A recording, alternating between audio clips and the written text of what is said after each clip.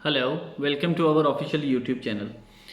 आजकल ऑस्ट्रेलिया की अगर बात करें तो level one, level two colleges, universities का जो है वो ज़ुबान ज़द-ए-आम है बात के लेवल वन के जो है इंस्टीट्यूट में जाएं, अदरवाइज़ वीज़ा रिफ्यूज़ हो जाएगा। लेवल टू में जाएंगे तो आपका जो है वो वीज़ा लगना ही नहीं है। हालांकि जो है रिसेंट हमने देखा है कि लेवल वन के कॉलेज के भी जो इंस्टीट्यूट्स थे उनके वीज़ाज़ रिफ्यूज़ हुए, और जो लेवल टू के जो थे यूनिवर्सिटीज़ उनके जो हैं वो वीज़ा लगे भी हैं। तो अब इसमें जो है एक्चुअल प्रॉब्लम क्या है या मिथ क्या है जो लोगों को फीड किया जा रहा है कि जी आपने इसी में जाना है और ये वाली जो चीज़ है वो आपको डैमेज करेगी। लेवल वन का जो इंस्टीट्यूट होता है वो टॉप रैंक जो है वो इंस्टीट्यूट होता है। वो रूटीन में जो है वो 6 मंथ के बाद जो है ये इनकी एवेल्यूएशन होती है इंस्टीट्यूट्स की, और उसके बाद फिर एक लिस्ट जारी होती है। जो टॉप 10 होते हैं वो लेवल वन के होते हैं, और उसके बाद जो है वो लेवल टू में जाते हैं, और फिर इसके बाद लेवल थ्री में भी कुछ जाते हैं। अब जैसे जैसे इनके लेवल इंक्रीज़ होते हैं वो उस सूरत में जो है वो इमिग्रेशन जो है वो हाई रिस्क पे जाता है, यानी वहाँ पे उनका जो स्टूडेंट का रेशो है वहाँ पे जाके पढ़ने का, वहाँ से डिग्री कंप्लीट करने का उन कॉलेजेस उन इंस्टीट्यूट्स का कम है। तो इस हिसाब से कुछ लेवल डिवाइड कर दिए, और फिर इसके बाद और बहुत सारे सर्कमस्टांसेस है जिसमें क्वालिटी रिसर्च है, इंटरनेशनल नंबर ऑफ़ स्टूडेंट्स हैं, फिर उनकी प्लेसमेंट्स हैं, एलुमनाई है। तो ये एक प्रॉपर फैक्टर है जिस तरह से कॉलेजेस यूनिवर्सिटीज़ की रैंकिंग होती है, क्यूएस रैंकिंग है, टाइम्स है रैंकिंग सिस्टम। तो इसमें पूरी दुनिया में ये सिस्टम राइज है। तो इसमें जो यूनिवर्सिटीज़ का जो है वो जब लिस्ट आती है तो वो लेवल वन में टॉप 10 चली जाती हैं, और फिर उसके बाद जो हैं वो लेवल टू में कुछ आ जाती हैं जो बाकी रह जाती हैं।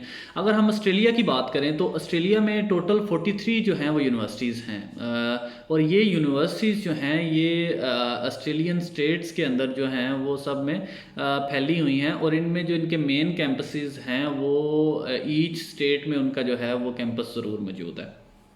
अगर हम इनमें यूनिवर्सिटीज़ और इनके स्टेट्स की बात करें ऑस्ट्रेलिया की, तो उसमें क्वींसलैंड है, न्यू साउथ वेल्स है, वेस्टर्न ऑस्ट्रेलिया है, इसके अलावा विक्टोरिया है, साउथ ऑस्ट्रेलिया है, तस्मानिया है, नॉर्थर्न टेरिटरी है, ऑस्ट्रेलिया कैपिटल टेरिटरी है एसीटी। तो इसमें जो है ये सारी यूनिवर्सिटीज़ जो हैं वो डिवाइड हुई हैं।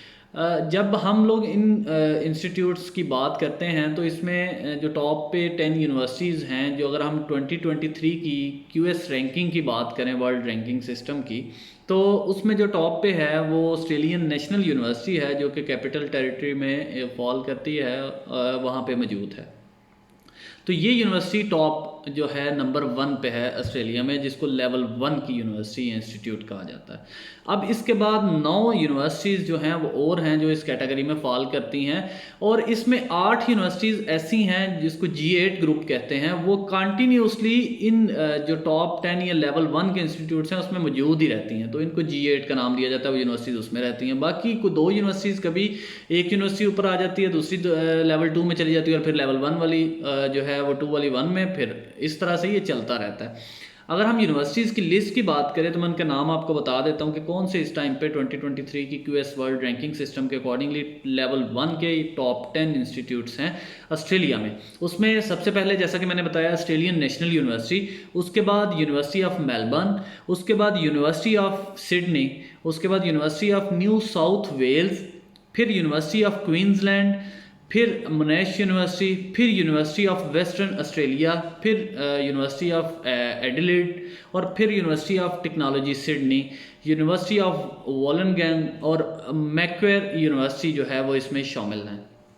अब जब हम इन यूनिवर्सिटी की बात करते हैं तो ये वो यूनिवर्सिटीज़ हैं जो टॉप 10 में हैं, और अब 2023 के लिए ये लेवल वन के कॉलेजेस या इंस्टीट्यूट हैं। अब ये ऐसी यूनिवर्सिटीज़ हैं जिनमें अगर हम बात करें तो एक तो यूनिवर्सिटीज़ के अलावा डायरेक्ट इनमें जो स्टूडेंट्स हैं वो जाते ही नहीं हैं, यानी जा सकते ही नहीं हैं, उनकी रिक्वायरमेंट्स ही इतनी टाइट हैं। हम पर्टिकुलरली पाकिस्तान की बात करते हैं, हम उसके साथ इंडिया को भी मिला लेते हैं, और बाकी जो हैं कुछ हमारे जो एशियन कंट्रीज़ हैं उनको मिला लें, तो इसमें मैक्सिमम जो है इन जो यूनिवर्सिटीज़ हैं इनमें जाते ही नहीं है स्टूडेंट लेवल वन के इंस्टीट्यूट्स में। एक तो उनका क्राइटेरिया बहुत टाइट है, बहुत सख्त है। तो उसमें जो है वो उनका जो है वो क्राइटेरिया ही मीट नहीं करते।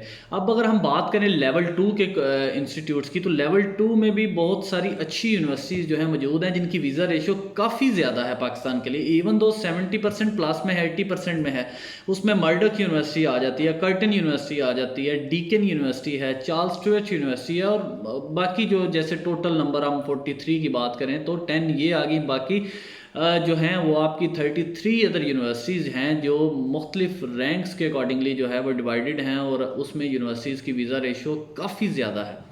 तो एक तो ये जो मिथ है वो क्लियर कर लें कि लेवल 1 में जाना है तो लेवल 1 में जाएंगे तो फिर ही वीज़ा लगेगा।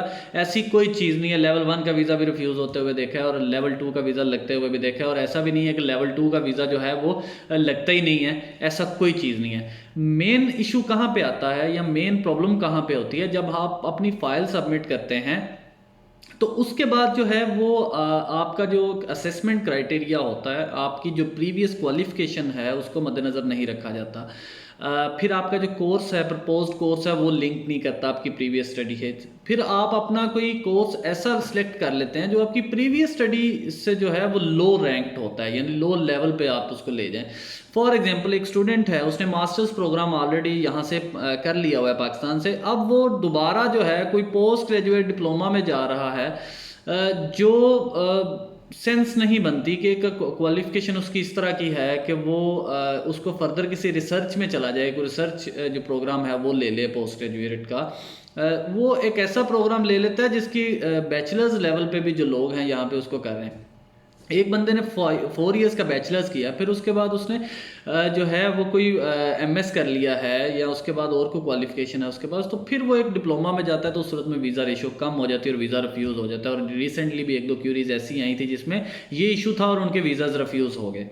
अब इसके बाद जो है वो कोई ऐसा प्रोग्राम ले लें जो उसकी मुताबिकत नहीं रखता उसमें, और वो उसका प्रोग्राम जो है वो उसमें वो चाहे आप जितनी मर्जी बैंक स्टेटमेंट लगाएं, चाहे आप जो मर्जी साथ लगाएं, वो आपका वीज़ा रिफ्यूज़ होना ही होना है।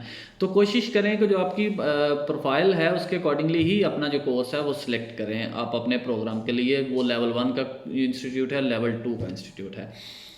इसके साथ साथ एक और जो चीज़ है इसमें जो समझानी चाहिए थी आपको मुझे स्टार्ट में, लेकिन मैं नहीं बता सका, कि लेवल 1 और लेवल 2 में मेजर फ़र्क क्या आता है, क्यों जो है वो स्टूडेंट्स उसकी तरफ कई दफ़ा भागता है कि हमने इसी में जाना है। उसमें पहली जो उसकी रीज़न है कि उसमें एक तो टॉप रैंक्ड इंस्टीट्यूट्स, दूसरा यूनिवर्सिटीज़ जो हैं वो आप उनको तो अपनी फ़िनांशियल एविडेंस शो करते हैं, अपनी बैंक स्टेटमेंट, लेकिन आप उसको एम्बेसी यानी जब आप ऑनलाइन अपनी एप्लीकेशन पुट करते हैं तो वहाँ पे डॉक्यूमेंट्स अपलोड करने की ज़रूरत नहीं होती, यानी आपको फ़ंड्स शो करने की ज़रूरत नहीं है लेवल 1 के अगर आप इंस्टीट्यूट में आपका COE आया हुआ है तो।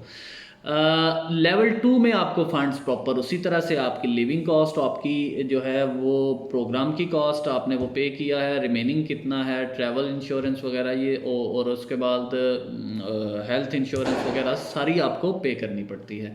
तो एक तो ये इसमें था बेसिक, स्टार्ट में आपको बताना चाहिए था, वो मैंने अभी आपको इसमें एक्सप्लेन कर दिया है। दूसरा इसमें जो है वो आपने एक चीज़ और देखनी है कि जब आप GT अपनी बनाते हैं, जेन्युइन जो है वो टेम्प्रेरी एंट्रेंट, आप ये टेम्प्रेरी वीज़ा है बेसिकली, आप अपनी क्वालिफ़िकेशन जो है वो लेने जा रहे हैं और उसके बाद आप वापस आएंगे, तो उसको प्रॉपर जो है वो बनाएं, उसमें जितने भी हेड्स हैं उसके अकॉर्डिंगली इसको डिवाइड करें, आपकी स्टडीज़, आपकी प्रीवियस स्टडीज़, आपकी उसके बाद आपकी एक्सपीरियंस आ जाता है, फिर उसके बाद आपकी इंटेंशन टू रिटर्न आ जाती है, फिनंशियल्स आ जाते हैं, ये सारी चीज़ें प्रॉपर उसको बनाएं। ऑस्ट्रेलिया में क्यों स्टडी करना है, इस इंस्टीट्यूट में क्यों स्टडी करना है, ये प्रोग्राम क्यों लिया है, तो ये सारी चीज़ें प्रॉपर आपने बनानी हैं और आप खुद लिखें। जो बंदा पोस्ट ग्रेजुएट के लिए जा रहा है उसको खुद लिखना चाहिए ये सारी चीज़ें। अगर वो नहीं लिख सकता तो अपने एजेंट से हेल्प आउट करे, उसको लिखे, फिर उसको लिखे खुद, हेल्प ले लेकिन लिखे खुद। उसमें रिकमेंडेड यही है। फॉर एग्जांपल आपका इंटरव्यू आ जाता है आपसे, तो वो आप उनमें से कोई बात बता ही नहीं सकेंगे जब आपने खुद लिखी नहीं होगी। और फिर दूसरा, जब आप खुद से सर्च करते हैं तो बहुत सारी चीज़ें और भी उसमें आ जाती हैं।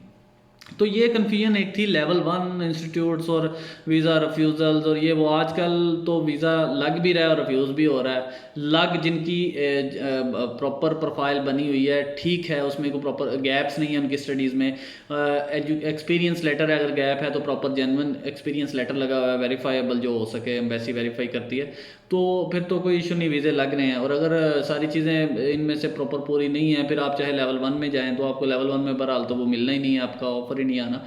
तो ये चीज़ें थी इस हवाले से। आप इसमें जो लेवल्स हैं वो गेम मैटर तो करती है, लेकिन इतना नहीं करती कि आप उसको बिल्कुल सर पे चढ़ा लें। को 5-10% मैटर करेगी, लेकिन इससे ज़्यादा मैटर नहीं करती। तो आप अपनी जो है वो ईज़ के अकॉर्डिंगली आपको जो यूनिवर्सिटी जो कॉलेज सूट करता है, जहाँ पे आप समझते हैं कि मेरा प्रोग्राम फिट है, यहाँ की फ़ीस मैं मैनेज कर सकता हूँ, आप उसी लिहाज से उन चीज़ों को जो है वो अप्लाई करें और उसी यूनिवर्सिटी के लिए जाएं, ताकि आपका वक़्त और पैसा जो है वो दोनों बचें ज़ाया होने से। और किसी और तरह से जो है वो आपको जो कोई बंदा गाइड करता है कि इसका ये हो जाएगा, फ़लाँ हो जाएगा, तो मेरा नहीं ख्याल उसमें कोई ऐसी कोई हकीकत है। कोई एक आध उसमें हो सकता है, कोई केस हुआ हो कोई हज़ारों में से, तो अब उसकी बेस पे सब पे वो इम्प्लीमेंट नहीं हो सकता। तो इन बातों का जो है वो लाजमी ख्याल रखें जब आप ऑस्ट्रेलिया के लिए स्टडी के लिए आप जाएँ। Thank you so much.